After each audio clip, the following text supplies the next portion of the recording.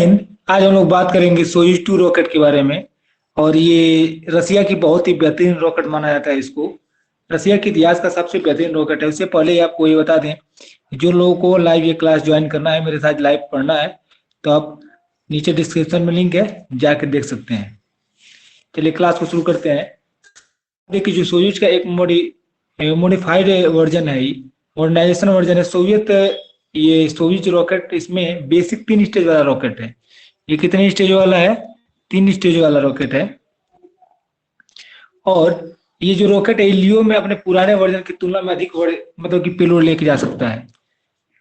आपको बता दें कि इसके पुराने वर्जन की तुलना में ये 2 कोर स्टेज तथा बूस्टर है, जो कि इम्प्रूव, मतलब क्या होता है, मतलब जा रहा है ऊपर जो इसका फेयरिंग है, ये पेलोड को कितने जल्दी इंजेक्ट कर पाता है ऑर्बिट में, इसी को बोलते हैं हम लोग इजेक्शन सिस्टम। इजेक्शन का मतलब हटा देना पेलोड को।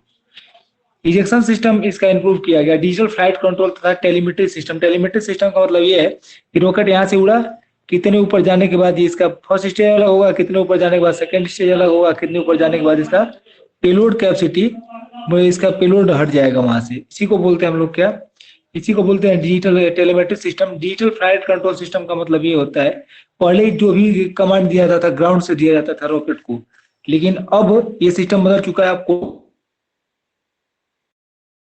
हो जाता है, और जो भी कंप्यूटर में, रॉकेट में जो कंप्यूटर लगा है वही फैसला ले लेता है।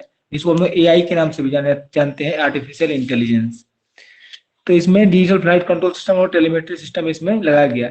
इसमें फिक्स लॉन्च प्लेटफॉर्म से इसे लॉन्च करने में मदद करता है। सोयूज 2 का अपर स्टेज को हायर ऑर्बिट में पेलोड ले जाने में भी मदद करता है। इसका जो ऊपर अपर स्टेज है, सबसे ऊपर वाला, ये हायर ऑर्बिट में भी पेलोड को ले आने के लिए डिजाइन किया गया है। आपको बता दें कि इसमें, इसके अपर स्टेज में इंडिपेंडेंट फ्लाइट कंट्रोल सिस्टम तथा टेलीमेट्री सिस्टम से लैस किया गया। इंडिपेंडेंट फ्लाइट कंट्रोल सिस्टम यानी कि ग्राउंड से कोई संपर्क नहीं। एक बार आप रॉकेट लॉन्च कर दिए, उसके बाद भूल जाइए कि रॉकेट का आपको फ्लैश करना है। वो समय समय पे, मतलब वहां पे अपना जो, मतलब ये, मतलब कि रॉकेट का जो स्टेज है सेपरेट करता रहेगा। स्टेज सेपरेट करने के बाद वो समय समय पे सेटेलाइट को जहाँ डिलीवर करना है वहां पे डिलीवर करता रहेगा। तो इस सारी चीजों को बस वैज्ञानिक बैठ कर देखते हैं कि हाँ, जो काम चल रहा है वो सही सही चल रहा है कि नहीं चल रहा है। बाकी सारा जो डिजिटल फ्लाइट कंट्रोल सिस्टम है वो संभाल लेता है। उसमें इंडिपेंडेंट डिजिटल फ्लाइट लगाया गया है। एक कंपनी है जिसका नाम क्या है, एनपीओ लेवोचिन, जो फ्रिगेट का रॉकेट को बनाती है। क्या नाम है? एनपीओ लेवोचिन।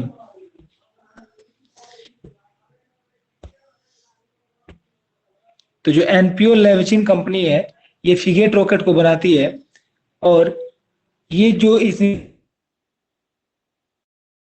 उपयोग होता है, फ्रिगेट है, ये देखिए, जो ये फ्रिगेट कोई रॉकेट नहीं है, बल्कि एक अपर स्टेज है, इसका नाम है। और जिसमें ये लगता है उसको सोयूज फ्रिगेट के नाम से जाना जाता है। ये इसका एक अलग से आगे चर्चा करेंगे आगे की क्लासों में कि सोयूज फ्रिगेट क्या है विस्तार से। फिलहाल आपको मैं, आगे बढ़ते हैं हम लोग।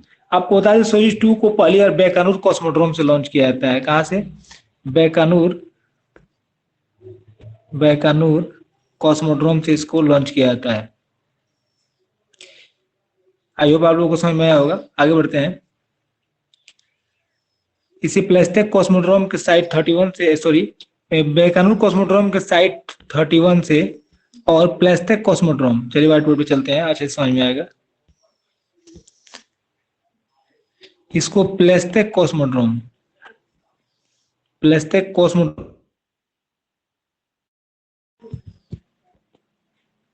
सॉरी 41 बोल रहा हूँ, 43, साइट 43 तथा बैकानूर के, जो बैकानूर कॉस्मोड्रोम है, कॉस्मोड्रोम शब्द हर में उपयोग होगा, उसी में समझिएगा। बैकानूर कॉस्मोड्रोम के साइट 31 से इसको लॉन्च किया जा सकता है। ये दोनों जगह से ये लॉन्च हो सकता है। क्या होगा? साइट 31, 3। जैसे कि लॉन्च साइट तो एक ही बनाया जाता है, लेकिन उसमें अलग अलग साइट होते हैं। जैसे कि अब देखिए, श्रीहरिकोटा में 2 लॉन्च पैड है, फर्स्ट लॉन्च पैड और सेकंड लॉन्च पैड। तो फर्स्ट लॉन्च पैड से इसरो के पीएसएलवी रॉकेट को लॉन्च किया जाता है, जबकि सेकंड लॉन्च पैड से जीएसएलवी मार्क 2 और मार्क 3 को लॉन्च किया जाता है। तो कहने का मतलब ये है कि लॉन्च साइट तो एक ही है, लेकिन उसमें जो साइटें हैं वो अलग अलग है। यानी लॉन्च पैड मतलब कि अलग अलग है, लेकिन साइटें अलग एक ही है। इसको लॉन्च साइट 43 के नाम से जाना था। मतलब बहुत सारे इसमें लॉन्च पैड बनाए जाते हैं, जिसमें आप कहीं से भी लॉन्च कर सकते हैं, लेकिन साइट एक ही रहता है। आई होप आप लोग समझे होंगे। आगे बढ़ते हैं। आपको बता दें जो सोयूज रॉकेट है, ये R7 रॉकेट फैमिली तथा सोयूजियम R7 रॉकेट फैमिली, सोयूजियम और मुलानिया से इंक्लूड होकर बनाया गया। मुलानिया वर्जन एक है इसका, इसके बारे में आगे हम लोग चर्चा करेंगे आगे क्लासों में। इसका जो मुलानिया वर्जन है इससे इंक्लूड है। सोयूज 2 को कमर्शियल फ्लाइट के लिए कॉन्ट्रैक्ट स्टार सिम, याद रखिएगा, स्टार सिम ने बेकानूर कॉस्मोड्रोम के साइट 31 से लॉन्च किया था। यानी इसका जो कमर्शियल, कमर्शियल का मतलब क्या होता है कि मतलब दूसरे मतलब देशों के या कंपनियों को सेटेलाइट लॉन्च करते हैं, इसको हम लोग क्या बोलते हैं, कमर्शियल सेटेलाइट। कमर्शियल मतलब होता है व्यापारिक, सीधे आप बोल सकते हैं। कमर्शियल सेटेलाइट को भी ये लॉन्च कर सकता है। और इसको कौन सी कंपनी कमर्शियल रोके मतलब कि कमर्शियल लॉन्चिंग के लिए यूज करती है, इसका नाम है स्टार सिम। आपको आगे बताएंगे कि स्टार सिम क्या है, लेकिन फिलहाल सिर्फ इतना जानिए कि एरियन स्पेस, एरियन ग्रुप और क्या बोलते हैं प्रोग्रेस स्पेस सेंटर और रोसकॉस्मोस, 3-4 कंपनियों ने मिलकर इस कंपनी को बनाया, जिसका नाम स्टार सिम, जो कि सोयूज रॉकेट को कमर्शियली यूज करती है। आपको बता दें कि इसमें इसे सेंटर स्पेशली गुआनासिसी, जो कि नॉर्दर्न कोस्ट साउथ अमेरिका के पास है, वहां असेंबल किया जाता है। यानी असेंबली रूम उसका कहाँ पे है, सेंटर स्पेशली गुआनासिस।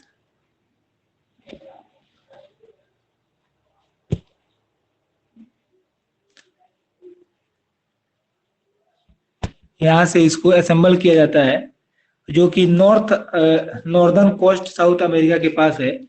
और सोयूज 2 का एसटीबी वर्जन, जो इसका एसटीबी वर्जन है सोयूज 2 का एसटीबी वर्जन, जिसको कि सोयूज 2.1 बी के नाम से भी जाना जाता है, इसको 3.2 टन, लगभग 3.2 टन तक पेलोड को कहाँ लेके जा सकता है, जीटीओ में। जीटीओ मतलब जियो ट्रांसफर में पेलोड को रख सकता है। 2016 में, याद रखिएगा, 2016 में वोस्तोचेनी कॉस्मोड्रोम से सोयूज 2 को लॉन्च किया जाने लगा। यानी कि जो मतलब मैं पिछले वीडियो में भी आपको बता चुका हूँ, अंगारा के वीडियो में, कि ये जो वो 3 लॉन्च पैड है, प्लास्टिक कॉस्मोड्रोम, बेकानूर कॉस्मोड्रोम और वोस्तोचेनी कॉस्मोड्रोम। तो जो वोस्तोचेनी और प्लास्टिक कॉस्मोड्रोम है ये रूस में है, जबकि जो ये कजाकिस्तान में है। तो जो वोस्तोचेनी कॉस्मोड्रोम है वहां से भी इसको लॉन्च किया जाने लगा, कब, 2016 के बाद वोस्तोचेनी कॉस्मोड्रोम से इसको लॉन्च किया जाने लगा। और इसके पहले लॉन्च पैड को वोस्तोचेनी कॉस्मोड्रोम साइट, इसको क्या नाम रखा गया, साइट 1S नाम रखा गया। याद रखिएगा, वोस्तोचेनी कॉस्मोड्रोम साइट 1S से इसको लॉन्च किया जाने लगा, वहीं से इसका नाम 1S पड़ गया। एम, यानी कि इसका एक वेरिएंट है मुलानिया एम और Soyuz you.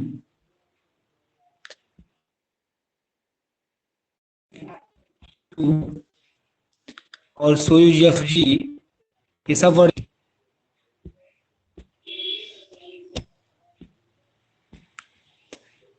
Soyuz F G, ये सारे वर्जन है। सोयूज एफ जी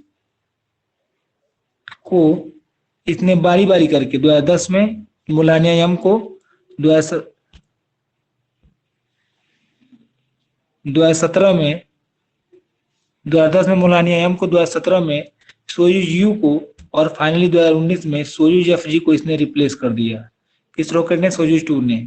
और इसको जो एक कंपनी है जिसका नाम है टास्को, जो टास्को प्रोग्रेस नाम की कंपनी है, इसने सोयूज यू को हार्टेड प्रोडक्शन किया। हार्टेड प्रोडक्शन मतलब बहुत तेजी से इसका प्रोडक्शन किया। प्रोडक्शन का मतलब इसको बनाना। और 2017 में इसे आखिरी बार लॉन्च किया गया, किसको, सोयूज यू को। सोयूज यू को आखिरी बार कब लॉन्च किया गया, 2017 में, सोयूज यू को। आई होप आप लोग समझे होंगे। और आपको बता दें कि प्रोग्रेस MS-04 इसने आखिरी बार लॉन्च किया। एक स्पेस कैप्सूल है जिसमें अंतरिक्ष यात्रियों को अंतरिक्ष में जाता है, जब ये कार्गो वाला है, ठीक है। प्रोग्रेस MS-05 ये कार्गो स्पेसक्राफ्ट है, जिसको आखिरी बार ISS पे किसने पहुंचाया था, सोयूज यू ने। सोयूज यू ने इसे आखिरी बार ISS पे पहुंचाया था। और जो कंपनी है CNSA नहीं, CNES है, जो कि फ्रांस की स्पेस एजेंसी है, सीएनएससी के अनुसार जो लोग सोयूज 2 के सेंट्रल स्पेथलिक एनालिसिस को एरियन 5 के मीडियम लॉन्च वर्जन से रिप्लेस कर देंगे, यानी कि आने वाले समय में जो एरियन 6 का जो बनाया जा रहा है, एरियन 6 के एक वर्जन होगा मीडियम लिफ्ट वर्जन से इसको रिप्लेस कर दिया जाएगा आने वाले समय में, और इसको गुआनासिस से लॉन्च नहीं। आई होप आप लोगों को समझ में आया होगा। चलिए अब इसके वेरिएंट के बारे में बात करते हैं, किसी कौन कौन से वेरिएंट हैं। इसके मुख्यतः 3 वेरिएंट हैं। सोयूज 2 के 3 वेरिएंट है, 2.1 बी, 2.1 ए और 2.1 भी। तो जो 2.1 ए है, इसको सबसे पहले 2004 में लॉन्च किया गया।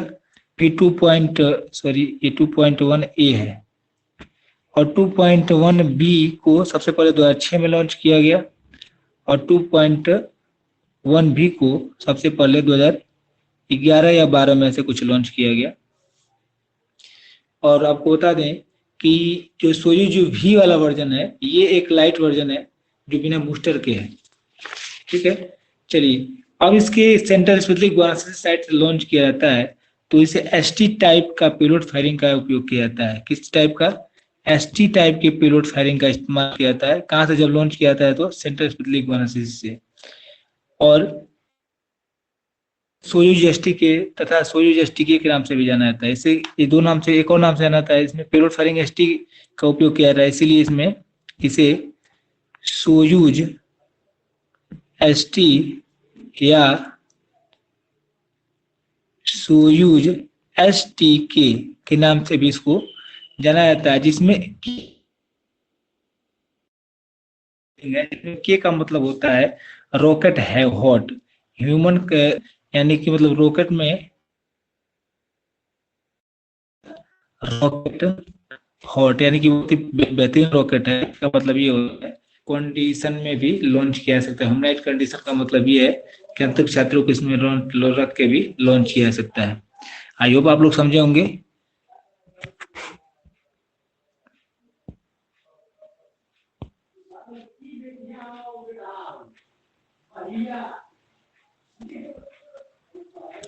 चलिए सबसे पहले ये जो आपको स्क्रीन पे दिख रहा है, ये सोयूज का 2.1 ए वाला वर्जन है, जिसको सोयूज एसटी ए भी कहा जाता है।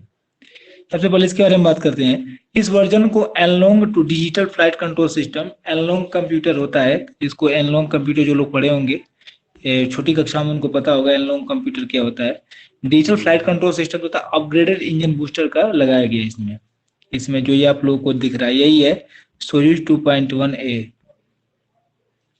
आपको बता दें कि इसमें इम्प्रूव इंजेक्शन सिस्टम और इसमें इम्प्रूव इजेक्शन सिस्टम का मतलब ये होता है, इजेक्शन का मतलब आप लोग समझ जाइए, सीधे सीधे मतलब होता है कि उसको हटाना या छोड़ना। इजेक्शन मतलब इम्प्रूव इजेक्शन सिस्टम पहले स्टेज में लगाया गया। इसकी जो पहला स्टेज यानी ये वाला स्टेज यहाँ से जो शुरू होता है, ये वाले स्टेज में इम्प्रूव इजेक्शन सिस्टम लगाया गया है, तथा फ्लाइट कंट्रोल बता चुका हूँ। इसका डिजिटल कंट्रोल सिस्टम से बड़े कमर्शियल सैटेलाइट को भी लॉन्च करने में मदद करता है, तथा इसमें लंबा पेलोड फायरिंग जो एसटीबी टाइप का पेलोड फायरिंग है, आपको मैं अभी बताया हूँ कि जो पेलोड फायरिंग का इस्तेमाल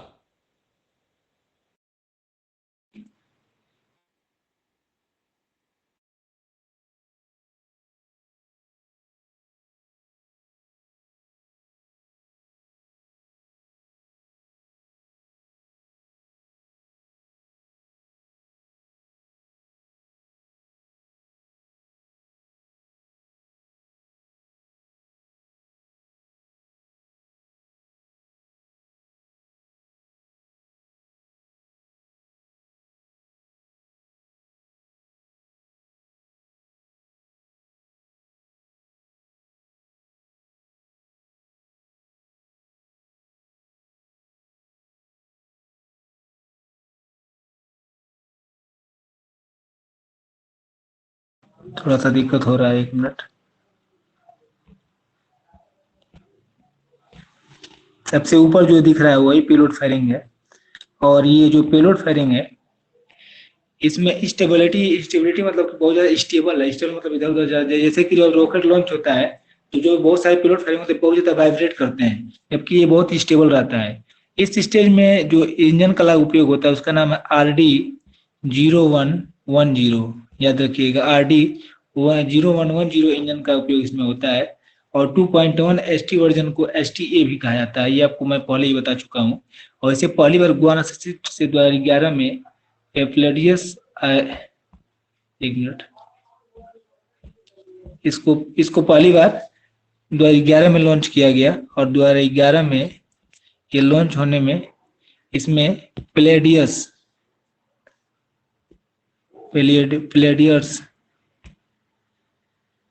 HR-1A तथा SSOT इलिसा नाम के 4 सैटेलाइटों को, ये देखिए ये सब सारा नाम है, एक बार और मैं दिखा देता हूँ आपको। प्लेडियस HR-1A, इसके बाद से SSOT इलिसा नाम के 4 सैटेलाइटों को इसने सफलतापूर्वक लॉन्च किया। किसने? सोयूज का जो 2.1A वाला वर्जन है, मैं आपको पीछे स्क्रीन पे दिखा रहा था, उसने लॉन्च किया। चलिए, आई होप आप लोगों को समझ में आया होगा। आगे बढ़ते हैं।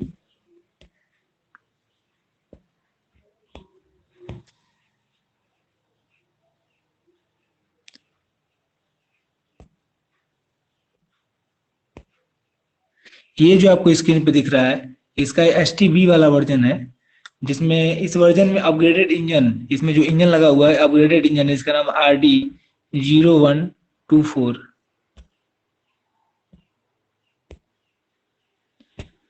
इसमें कौन सा इंजन लगा है? एक मिनट, RD0124 इंजन लगा हुआ है। ये आप लोग नोट करते रहिएगा, बार बार मुझे कहना ना पड़े। इसमें यही इंजन लगा है, RD0124 इंजन इसमें लगा हुआ है। और इसका उपयोग करके जिससे सबसे ज्यादा स्पेसिफिक इम्पल्स को लगभग, ये आपको बता दें, मैं आपको ये आगे बताऊंगा, पहले इस तस्वीर को थोड़ा देख लेते हैं। चलिए, अब इसको देखिए ध्यान से आप लोगों को दिख रहा होगा, लिखा है Glavkosmos and Ariane 5 space together providing the launch Soyuz 21.2 rocket, which the planned aboard third batch of the 24 and 1 wave satellite for the providing worldwide high speed internet service। यानी इसने ग्लोस कॉस्मोस नाम का जो satellite को launch किया था। आपको बता दें कि इसका हाइट आपको दिख रहा होगा 48 मीटर, डायमीटर 3.7 मीटर, और 2 स्टेज का ये रॉकेट है, ठीक। और इसमें 4 स्ट्रैप ऑन बूस्टर लगे हुए हैं, आपको नीचे दिख रहा होगा, रिकवरी प्रोग्राम ऑन। यानी जो आपको ये वर्जन दिख रहा है, यही जो वर्जन है STB वाला वर्जन है, ये आपको अच्छे से दिख रहा होगा। अब आई होप आप लोगों को समझ में आया होगा। आगे बढ़ते हैं, चलिए व्हाइट बोर्ड पे चलते हैं। तो आपको बता दें कि इसमें इसका स्पेसिफिक इम्पल्स जो था, SP का मतलब होता है स्पेसिफिक इम्पल्स, इसका स्पेसिफिक इम्पल्स 326 सेकंड से बढ़ के कितना हो गया? 359 सेकंड हो गया, ठीक। 326 सेकंड से बढ़ के कितना हो गया? 359 सेकंड तक हो गया, जो बहुत बड़ी बात होती है किसी भी रॉकेट के लिए। और इसकी पेलोड कैपेसिटी 60 टन से बढ़ के कितना? 60 टन से बढ़ के 8.2 टन तक हो गया इसकी पेलोड कैपेसिटी। आपको बता दें, पहली बार इसी प्लेस्टेक कॉस्मोड्रोम साइट से 47 से, प्लेस्टेक कॉस्मोड्रोम से, याद रखिएगा, प्लेस्टेक कॉस्मोड्रोम से पहली बार साइट, एक मिनट, साइट 43 से पहली बार लॉन्च किया गया था। और 2008 में इसे क्लासिफाइड कर दिया गया। क्लासिफाइड कर दिया गया मतलब कि इसे मिलिट्री प्रोग्राम के तहत मैंने क्लासिफाइड का मतलब क्या है? अनआइडेंटिफाइड, यानी इसका कोई भी मतलब सोर्स नहीं है कि ये क्या लेके जा रहा है। मिलिट्री सैटेलाइट को अधिकतर सैटेलाइट मतलब सीक्रेट ही रखा जाता है। तो 2008 में इसने पहले क्लासिफाइड मिलिट्री पेलोड को ले गया। और 2.1V वाला वर्जन, जो 2.1V वर्जन है, इसको सोयूज STB के नाम से भी जाना जाता है। आपको मैं पहले बता चुका हूँ, उसके किस नाम से जाना जाता है? STB के नाम से भी जाना जाता है, सोयूज STB। आपको बता दें, इसे सेंट्रल स्पेस से 2011 में दो इसने गैलीलियो के 2 सैटेलाइट, गैलीलियो सैटेलाइट सिस्टम का नाम है IOV की गैलीलियो सैटेलाइट को लॉन्च किया इसने, ठीक है। गैलीलियो एक स्पेस प्रोब नहीं है, बल्कि ये क्या कहते हैं, एक ग्लोबल पोजिशनिंग सिस्टम है। जैसे इंडिया के पास अपना नाविक ग्लोबल पोजिशनिंग सिस्टम है, जैसे GPS कहा जाता है, अमेरिका का GPS है, वैसे गैलीलियो एक आवियो सैटेलाइट को इसने लॉन्च किया, यानी कि आवियो का मतलब होता है ग्लोबल पोजिशनिंग सिस्टम। ठीक है, आई होप आप लोग समझे होंगे। चलिए आगे बात करते हैं इसके अगले वर्जन के बारे में, जिसे सोयूज 2.1 भी के बारे में नाम से जाना जाता है।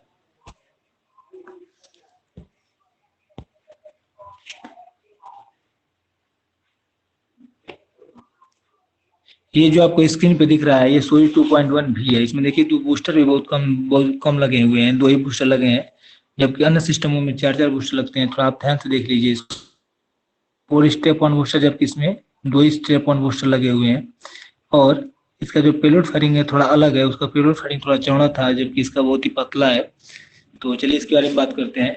आपको बता दें, इसकी पहली उड़ान 2009 में हुआ था। कब हुआ था? 2009 में इसको पहली बार उड़ाया गया था। जो मैं लिखता हूँ आप लोग इसको नोट करते रहिए, बार बार कहने की जरूरत ना पड़े। तो ये इसमें दो ही, ये लाइटर वर्जन है, बहुत ही हल्का वेरिएंट है, मतलब कि सबसे हल्का वेरिएंट है, जो कि बिना बूस्टर के है। यानी बूस्टर लगाइए 2 ठो, मन करे मत लगाइए, ये आपके ऊपर डिपेंड करता है। इसके 3 ब्लॉक्स हैं, जिसको ब्लॉक बी, भी और जी के नाम से जाना जाता है। इसमें अलग अलग ब्लॉक में अलग अलग तरह के, तथा एक और इसका ब्लॉक है, सॉरी एक और ब्लॉक है डी, 4 ब्लॉक है। और ये अलग अलग ब्लॉकों में अलग अलग, इसमें ब्लॉक 1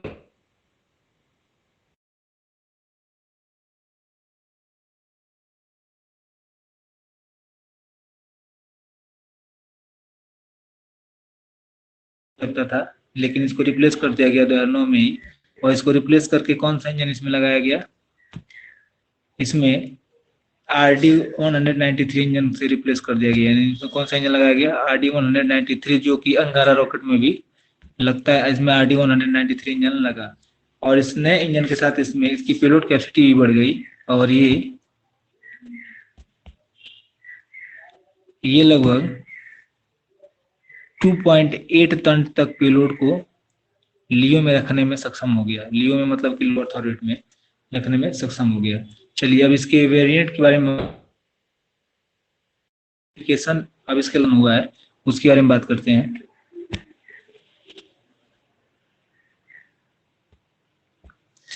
चलिए अब इसके बारे में बात करते हैं, इसके मॉडिफिकेशन के बारे में। किसके मॉडिफिकेशन के बारे में? इसका जो लॉन्च पैड है उसके मॉडिफिकेशन के बारे में बात करेंगे। तो सबसे पहले इसका जो लॉन्च पैड है वो स्तोचेनिक कॉस्मोड्रोम तथा सोयूज 2 को वो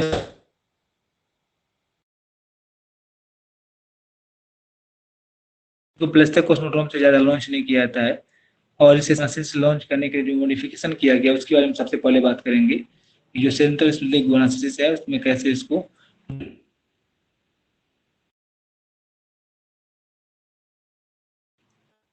से इसे वर्टिकली पेलोड के साथ इंटीग्रेट किया जा सकता है। ईएलएस टावर है, मतलब कि ईएलएस में टावर, सर्विस टावर का नाम है। सर्विस टावर का मतलब होता है, जैसे आप लोग देखते होंगे कि बहुत सारा लॉन्च पैड होता है, तो उसके बगल बगल में जो टावर होते हैं उनका भी कुछ काम होता है।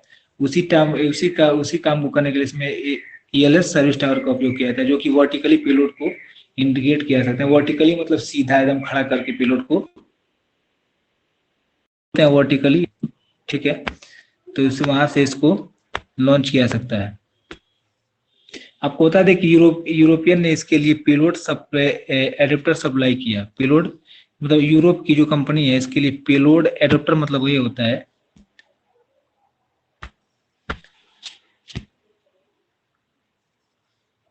Payload adapter system.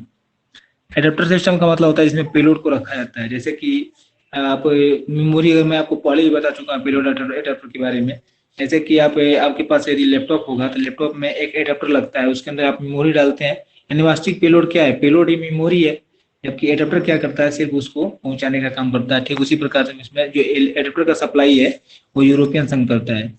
यूरोपियन ने KSE, यानी KSE का मतलब होता है यूरोपियन सरफेस ग्राउंड किट को सप्लाई किया। ये सिस्टम जो है लोकेटेड तथा ट्रांसमिट को सिग्नल को फ्लाइट टेलीमेशन के लिए उपयोग किया जाता है। इसके इंजन को शट डाउन, कमांड तथा व्हीकल को छोड़ने जैसी ट्रेजेक्ट्री का उपयोग भी इसी से किया जाता है। किसके? KSI सिस्टम से। KSI सिस्टम का मतलब होता है European safe guard kit. European safe guard kit, European safe guard kit, इसका पूरा नाम है, मैं लिख देता हूँ, इसको आप लोग लिख लीजिए। हमारे जो ऑफलाइन स्टूडेंट हैं उनको बहुत दिलचस्पी है पूरा नाम लिखने में, तो जरूर लिखें इसको। यूरोपियन सेफगार्ड किट इसका पूरा नाम है। और इस किट का उपयोग क्यों किया जाता है, इसका किट का उपयोग आपको मैं लिख देता हूँ, उसको भी आप लोग लिख लीजिए। इसको लोकेट करने के लिए कि ये रॉकेट कहाँ तक है अभी,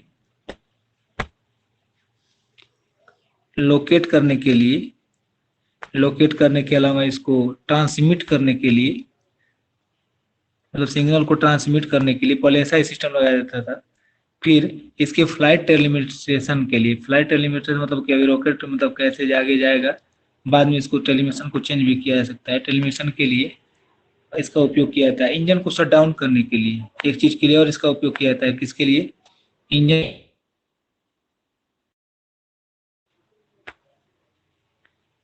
इंजन को शट डाउन करने के लिए भी इसका उपयोग किया जाता है।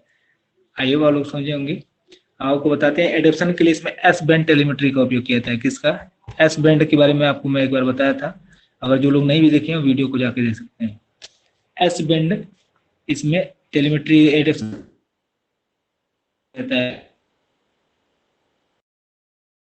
टीएम एक मेजरमेंट होता है जिसमें बैंड जैसे किलोग्राम होता है, तो 5 टीएम बैंड को बैकन है।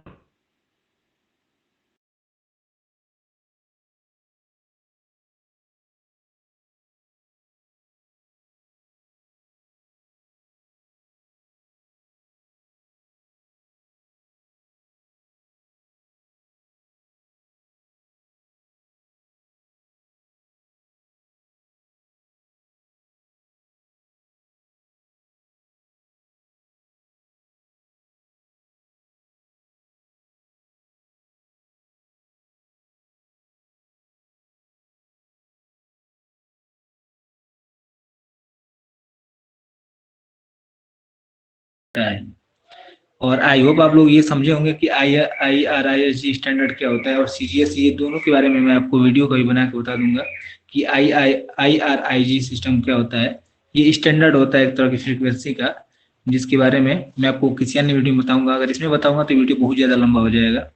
आपको बता दें कि इसमें एडेप्शन के लिए oxygen pure system, oxygen pure system, oxygen pure system क्या होता है इसके बारे में भी मैं कभी आपको बताऊंगा, क्योंकि बहुत ही ये विस्तृत सब्जेक्ट है। सिस्टम का इसमें उपयोग किया जाता है जो डायरेक्ट टू आउटसाइड, जिसको कि मोबाइल गारंटी में भी उपयोग किया जाता है। मोबाइल गारंटी का मतलब इसे, मतलब कि कोई पार्ट है उसको ले जाके कहीं लगाना है, जैसे कि मान लीजिए कि ये आपका पिलोट फायरिंग है, ये पिलोट फायरिंग है आपका, ये रॉकेट है, रॉकेट का स्टेज है, तो यहाँ से जो इसको उठा के ले जाके यहाँ पे जोड़ना है, तो इसी को हम लोग क्या बोलते हैं, गारंटी सिस्टम बोलते हैं। यानी मोबाइल गारंटी मतलब कि इधर उधर इसको, मोबाइल मतलब क्या हुआ, मोबाइल का मतलब होता है क्या है, कहीं भी लेके घूम सकते हैं। जैसे कि आपका मोबाइल फोन है, मोबाइल फोन इसको क्यों नाम दिया गया, यानी कहीं भी लेके घूमिए इसको, मोबाइल मतलब मूव करे, जो कि मूव करे, कहीं भी घूम जा सके, इसी को मोबाइल बोलते हैं। स्थानीय विशिष्टताओं के लिए इसमें एयर कंडीशनर सिस्टम तथा आइसिंग से बचने के लिए इसमें एयर कंडीशनिंग मतलब एसी समझ लीजिए आप लोग, सीधे एसी सिस्टम। अब सोचिए कि रॉकेट को एसी देने के लिए लगाया जा रहा है, ठीक। और आइसिंग सिस्टम से बचने के लिए, आइसिंग का मतलब क्या होता है, बर्फ मतलब क्या होता है कि बहुत ज्यादा एसी जब चलेगा तो यहाँ पे इतना ज्यादा कूलिंग हो जाएगा, वहाँ पे आइसिंग का भी प्रॉब्लम है, नहीं कि बर्फ मतलब कि बर्फ ही मतलब पूरा बर्फ जैसा होने का भी हो जाता है। इसीलिए इसमें क्या लगाया जाता है, प्रोटेक्टिव, प्रोटेक्टिव मेजर्स का उपयोग किया जाता है। और क्लाइमेट के लिए CSG सिस्टम, यानी क्लाइमेट को मतलब क्लाइमेट मतलब कि जलवायु कोई परिवर्तन हो रहा है, मतलब मान लीजिए बारिश आ गया, तो उसके लिए इसमें कौन सा सिस्टम लगाया जाता था, मैं आपको बताया था कि ये क्या होता है, GSI सिस्टम, GSI सिस्टम के बारे में आपको बताया था। GSI system, sorry, GSI system लगाया जाता है जो कि इसको क्लाइमेट के चेंजिंग से बचाता है रॉकेट को। आई होप आप लोग समझे होंगे। चलिए इसके आगे बात करते हैं इसके बारे में। इसमें जो 4 बूस्टर लगे हुए हैं और एक कोर स्टेज जो है, इसको पैराटेक्निक इक्विपमेंट से के साथ अपग्रेड किया गया है ताकि फ्यूल टैंक को तोड़ा जा सके। हो गया रे, अभी रॉकेट लॉन्च नहीं होगा तो फ्यूल टैंक को क्यों तोड़ेंगे, लॉन्च होने के बाद तोड़ने के लिए, फ्यूल टैंक को तोड़ने के लिए क्या लगाया गया है इसमें, आप ध्यान से लिखिएगा। इसको बोलते हैं पायरो टेक्निक, पायरोटेक्निक बोलते हैं इसको। और इक्विपमेंट, पायरोटेक्निक इक्विपमेंट इसमें लगाया जाता है। आप लोग ध्यान से देख लीजिए, पायरोटेक्निक इक्विपमेंट इसमें लगाया जाता है, जिसको अपग्रेड किया गया है जिससे कि इसके फ्यूल टैंक को क्या किया जाए, तोड़ा जा सके। अब फ्यूल टैंक को क्यों तोड़ेंगे, जैसे कि ये रियूएबल तो रॉकेट है नहीं कि उसके फ्यूल टैंक को बचा के रखेंगे, इसलिए इसको थोड़ा सा तोड़ दिया जाता है ताकि जब ये समुद्र में गिरे तो इसमें पानी भर जाए और ये डूब जाए। और दूसरे चरणों में भी इसका उपयोग होता है, जो कि मतलब कि इस टैंक को तोड़ने के लिए उपयोग होता है। इसके बूस्टर तथा कोर स्टेज में पायरोटेक्निक इग्नाइटर का उपयोग किया जाता है। पायरोटेक्निक इग्नाइटर होता है, पायरोटेक्निकली इग्नाइटर का इसमें उपयोग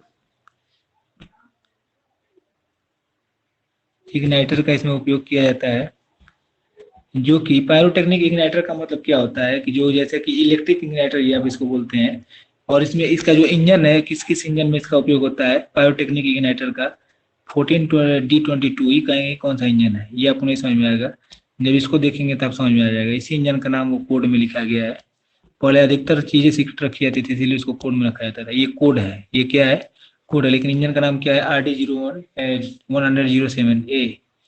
फिर इसका एक और इंजन है जिसका नाम है 4D23, जो मैं लिख रहा हूँ आप लोग इसको साथ साथ मेरे लिखिएगा और समझते भी रहिएगा।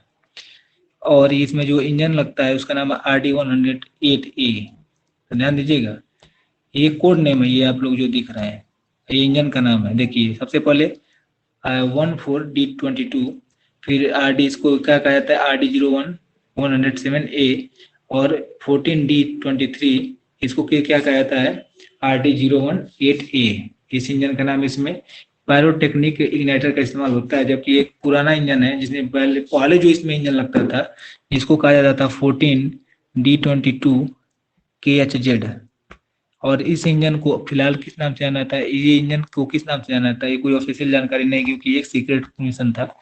और उसके बाद से 14D23KHZ इंजन में किसका केमिकली इग्नाइटर का उपयोग किया जाता था। केमिकली इग्नाइटर का मतलब ये होता है, जैसे कि आप फास्फोरस ले लीजिए, इंजन में डाल दीजिए, फास्फोरस जमी ऑक्सीजन को पाएगा तो धार से पकड़ लेगा, तो केमिकली इग्नाइटर का इसमें उपयोग किया जाता है इस इंजन में, जो आपको मैं अभी दिखा रहा हूँ। इस इंजन में 14D23KHZ और 14D22KHZ। ठीक, तो आई होप आप लोग समझे होंगे। अब आपको बता रहे हैं इसके फ्यूचर मिशंस के बारे में कि इसका फ्यूचर मिशंस का कौन कौन सा होने वाला है। फ्यूचर मिशंस में आपको बता दें कि इसको अब तक कितनी बार लॉन्च किया जा चुका है, 130 बार, लगभग इसमें 116 बार ये सफल भी रहा है। यानी लॉन्चिंग के मतलब 116 से लॉन्चिंग इसका सफल रहा है। सिर्फ सोयूज 2 की बात कर रहे हैं, अन्य रॉकेटों की बात नहीं कर रहे हैं। आपको बता दें कि इसको 2021 में, आप सोचिए 2021 में सिर्फ इसको 11 बार लॉन्च किया चुका है, अब तक 11 बार लॉन्च किया चुका है, और लगभग ये 11 बार और लॉन्च हो गया, यानी 22 बार हो जाएगा टोटल। तो देखिए ये अपना देश अभी देखिए एक ही बार सेटेलाइट को लॉन्च किया, जबकि ये लोग 11 बार लॉन्च कर चुके हैं रूस वाले, और इसीलिए इनका देश इतना आगे है और ये सुपर पावर कहे जाते हैं। तो हम सभी को ये सोचना चाहिए कि अपना देश कैसे आगे बढ़े, और हम लोग बेहतरीन टेक्नोलॉजी, और खास करके मेरा यूथ लोगों से विनम्र अनुरोध है कि आप लोग ये मतलब की चीजें करना बंद कीजिए और अपने देश के साइंस को आगे बढ़ाने में अपना योगदान दीजिए। अब तक इसको 11 बार लॉन्च किया जा चुका है।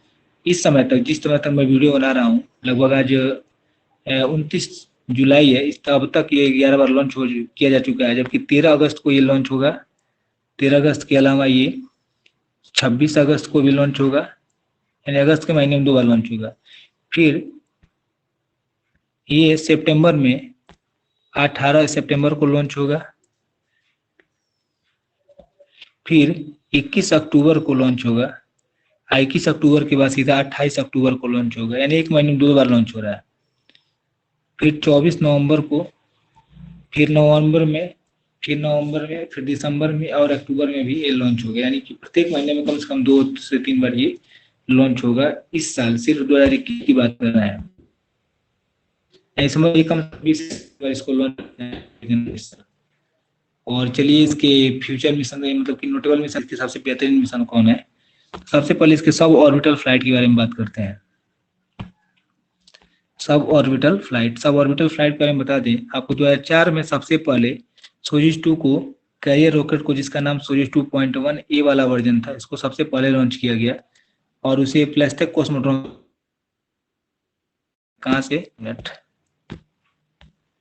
इसको, एक मिनट यार,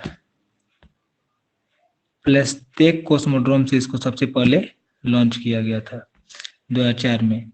और आपको बता दिए, रॉकेट जो सर्व ऑर्बिटल ट्रेजेक्ट्री को फॉलो किया, इसके बाद थर्ड स्टेट था बैलियर प्लेटेड पेलोड को री इंटर करके पैसिफिक ओशन में इसको गिरा दिया गया इस रॉकेट को। यानी सब ऑर्बिटल फ्लाइट का मतलब क्या, लगभग 200 से 200 किलोमीटर ही ऊपर इसको भेजा गया, फिर उसके बाद नीचे लाके इसको गिरा दिया गया। फिर इसके मेडन फ्लाइट की बात करते हैं कि इसका मेन फ्लाइट कब हुआ। कि इसकी पहले अटेम्प्ट में सोयूज 2 को ऑर्बिट में मेनट्रोप ए सैटेलाइट को 2006 में लॉन्च किया, यानी 2006 में लॉन्च किया गया इसमें। और इस फ्लाइट में 2 घंटे के बाद ऑनबोर्ड कंप्यूटर द्वारा पता लगा कि इसका कंप्यूटर सारी जांच करने में विफल रहा, यानी कि फेल नहीं हुआ, विफल रहा सिर्फ। और उस समय फ्लाइट फ्यूल लोड हो रहा था, यानी फ्यूल लोड होते समय ये पता चला कि इसका जो कंप्यूटर है सारे मेजरमेंट करने में 1 महीने